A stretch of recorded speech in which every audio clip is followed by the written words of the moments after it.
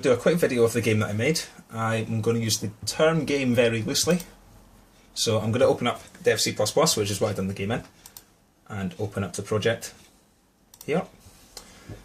I'll give you a quick step through of the code. There are 2 header files and 2 source files. This is one of the header files, which is for the collision detection, which actually doesn't work. So we'll go to the main section.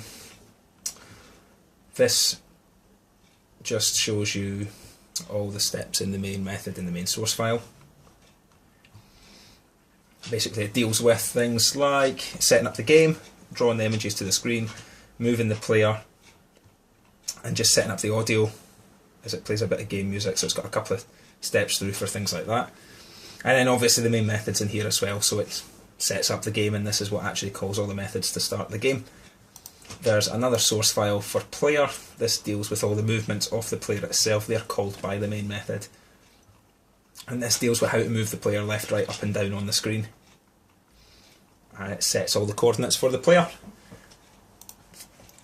Basically there's not an awful lot to it, especially the gameplay itself. A little bit embarrassing, to be honest, so I better just get it out of the way and show you. So I'll compile it on it. It steps up. It's not really got a menu. It steps up instead and it shows you this. And then this. And finally this one. This is basically, instead of having a menu, it tells you how to play the game and what you're about to start doing. Then when you play the game, it does this. It opens up the level like that. And everything looks kind of rubbish already, which is not really what I was aiming for. But it gets worse when you actually try and move the player. What happens is everything disappears off screen. The little sprite runs around no bother, but your level completely disappears as soon as you start trying to do anything. Now the player, that's fantastic, the boy can move left, right, up and down. It's pretty basic. And the background music plays and looks fine. That's probably the most redeeming feature of my game. But the rest of it is a pretty poor attempt at anything.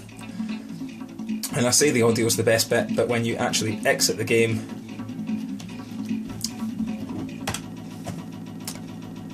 it kind of crashes. But that's pretty much it. That's the best I could come up with.